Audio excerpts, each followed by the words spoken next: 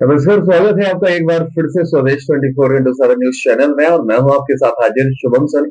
खबरों की शुरुआत करेंगे एक खास खबर के साथ। और बड़ी खबर छत्तीसगढ़ के दुर्ग से आ रही है, जहां एक बार फिर धर्मांतरण का मुद्दा गर्मा गया है।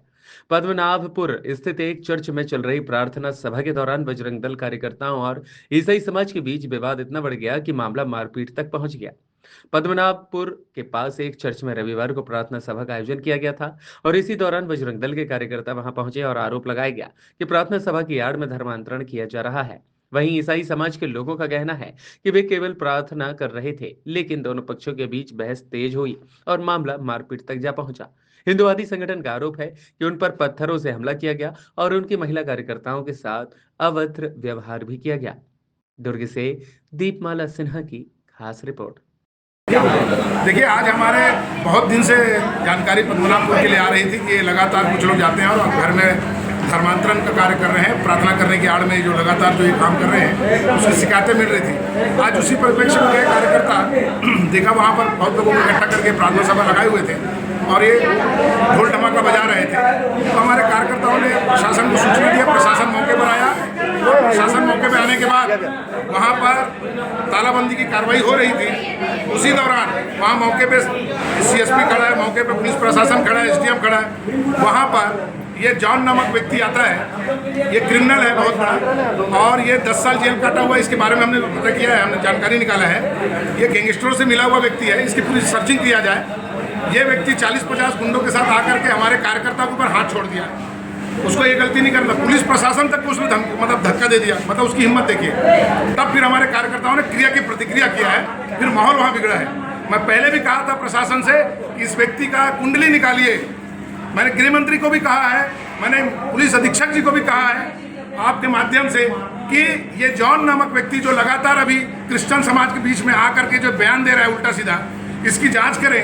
ये कभी भी माहौल को खराब कर सकता है और आज पद्मनाभपुर में इसने माहौल खराब करने का प्रयास किया लेकिन विफल रहा। उसका माहौल हमारे कार्यकर्ताओं ने ही खराब कर दिया। यानी कि जो ये करेगा उसका जवाब मुंहतोड़ इसको मिलेगा। आज उसकी औकात उसको समझ में आ गई। हमारी एक बहन है जिसके ब्लाउज और कंधे के उसका फाड़ दिया गया। एक हमारी माँ है जिसका पल्लू उतार दिया गया। एक हमारी बहन है जिसका चुन्नी पकड़ के खींचा, बाल पकड़ के खींचा। इस प्रकार के करने वालों को कोई बर्दाश्त करेगा क्या? कोई हिंदू बर्दाश्त करेगा क्या? नहीं, कोई बर्दाश्त नहीं करेगा। उसको जूता मारेंगे। अभी तो बहुत कम पड़ा है, आगे और भी पीटेंगे उसको।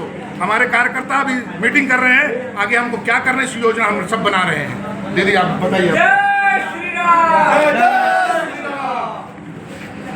दीदी आपने दिए क्या? बंद कर चल को ना, चलो रोल। क्या कुछ हुआ था वहाँ धर्मांतरण का हमारे पास सूचना आया था पद्मनाभपुर में। हम सभी लोग गए हुए थे। वहाँ पहुँचने के बाद तुरंत हमने पुलिस प्रशासन को सूचना दिया।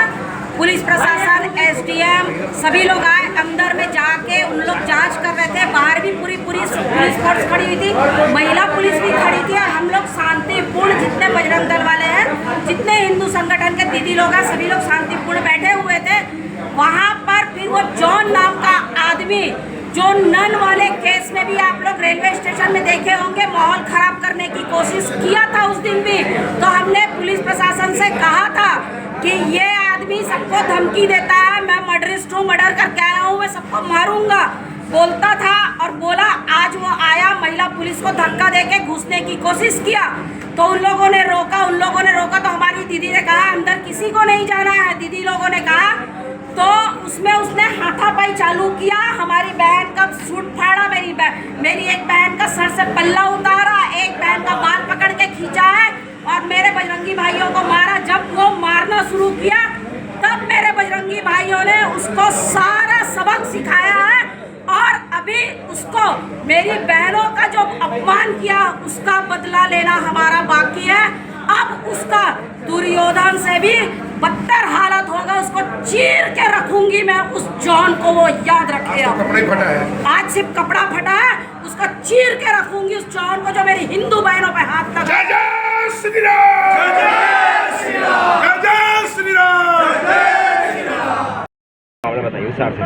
अभी छत्तीसगढ़ में ये देखने को मिल रहा है कि हर हफ्ता कहीं ना कहीं धर्मांतरण का केस चल ही रहा है। अभी 2 हफ्ते पहले यहाँ हुआ था, फिर उसके बाद कैलाश नगर में हुआ है। हम सरकार से कहना चाहते कि जल्दी से जल्दी कानून लाया जाए, नहीं तो यहाँ कानून स्थिति बिगड़ने वाली है। आप लोग आए अंदर क्या देखे? हम लोग आए थे तो मोहल्ले वाले हमें सूचना दिए कि भैया यहाँ कई वर्षों से चल रहा है। 1 से 2 बार हमको दे दिए थे, लेकिन कहीं नहीं कोई कारणवश और समय की वजह में हम नहीं आ पा रहे थे। लेकिन आज आया तो कम से कम 30 से 35 लोग की संख्या इकट्ठे हुए थे। अच्छा ये है कि यहाँ इनको 500 मीटर दूर में इनका चर्च है, रजिस्टर्ड चर्च है। वहाँ जाइए ना भैया, आपको घर में ही पूरा देखो ना कैसा बना के रखें, चर्च बना के रहे। जबकि इनका ना टैक्स जमा है, ना जल का टैक्स है, कुछ भी जमा नहीं है, ना बिजली बिल का पता नहीं भगवान मालिक क्या है बिजली बिल का। और दुर्ग निगम, कोई गरीब आदमी साल 2 साल से अगर टैक्स नहीं पटा रहा है, जल टैक्स नहीं पटा रहा है, उसके यहाँ अपना औजार लेके पहुँच गए हैं कि आपका कनेक्शन काट लेंगे, नल कनेक्शन, बिजली कनेक्शन काट दें। लेकिन ऐसे लोग के लिए ऐसी सुविधा क्यों दे रहे हो? ऐसी क्या बात है कि इन लोग को ऐसी सुविधा दे रहे हो? हिंदू जागरण मंच दुर्ग नगर संयोजक प्रदीप सिन्हा।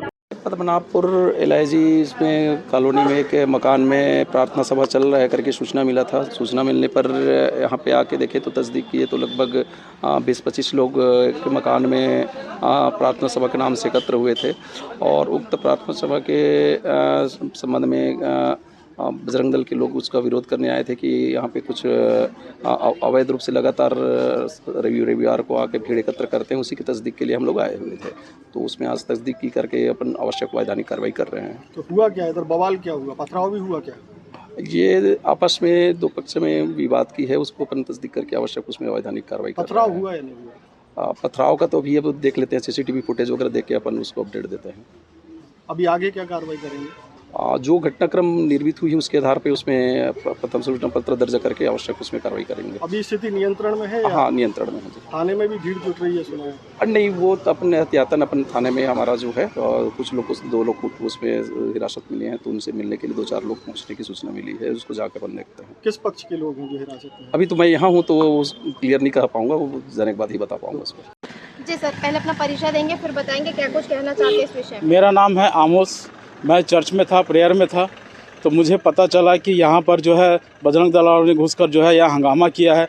तो यहाँ पर आया तो मैं देख रहा हूँ कि शासन प्रशासन के सामने एक रिटायर आदमी को मार पीट की, इस तरह मारा पीटा गया है कि उनका कपड़ा भी ये देखिए, ये पूरा फट गया। रिटायर आदमी है, धर्म के नाम पे रिटायर आदमी को मारा पीटा जा रहा है। अरे शासन प्रशासन किस लिए है? अगर किसी को कोई परेशानी है तो शासन प्रशासन को बताए। उनके सामने ऐसा मारा पीटेंगे, ऐसा पूरा कपड़ा फाड़ेंगे? उनके आंख में चोट आई है, उनको अभी दुर्ग जिला चिकित्सालय लेके गया, जहां हम लोग वहां जा रहे हैं अभी। बजरंग दल का आरोप है कि आप लोगों की तरफ से कोई जॉन नामक व्यक्ति है, उन्होंने जो है उनकी एक कार्यकर्ता है, बहन है, उनका कपड़ा फाड़ा है और आप लोगों ने भी मारपीट की, उन्हें भी चोट के निशान है, ऐसा बजरंग दल का कहना है। नहीं तो ये बताइए, सबसे पहले मैं ये सवाल करना चाहता हूँ कि यह प्रार्थना सभा चल रही है, तो यहाँ पर अगर आपको किसी का आपत्ति है तो आप प्रार्थना सभा में क्यों आए? शासन के पास गुहार लगाते ना, शासन है ना, तो आपने तो पहले यहाँ पहुँचा, सीधा आपने यहाँ पहुँच गया। आप शासन को गुहार लगाते, शासन को लिखित में देते। ये क्या हाथापाई, ये सारा चीज़ क्या, इससे क्या सारा चीज़ ठीक हो जाएगा? जी, हाथापाई से पहले मारपीट किनकी तरफ से शुरू की गई ये जानकारी तो मुझे नहीं है। मैं तो अभी आया हूँ और मैं देखा हूँ कि जो 60 साल के बुजुर्ग हैं, वो मेरे फादर इन लॉ है, उनको काफ़ी चोटें आई है, तो उनकी गाड़ी में लेने आया तो देख रहा हूँ तो उनका कपड़ा भी यहाँ फटा पड़ा हुआ है। जी, अभी आप लोग क्या चाहते हैं सर? हम लोग शासन से चाहते हैं न्याय, कि अगर किसी को कोई परेशानी है तो शासन के पास जाए ना, सबसे पहले शासन से लिखित में शिकायत करे, शासन आएगी उसकी जांच करेगी। आप और हम कौन होते हो किसी को भी डिक्लेयर करने के लिए?